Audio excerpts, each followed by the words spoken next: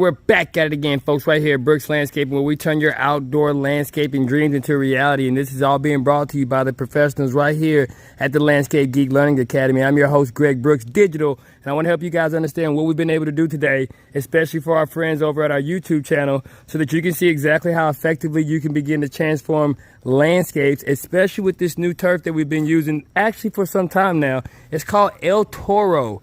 That's right, this El Toro zoysia is a wide blade grass, but it's also going to be just as good as a Xeon zoysia, but it's going to have an even faster repair time. So therefore, if you were to have a heavy foot traffic of dogs and or have a lot of kids that come outside, this is the grass that's going to be used on golf courses, and also the grass that's going to be used for football fields, because it repairs itself tremendously well. And that's what you get with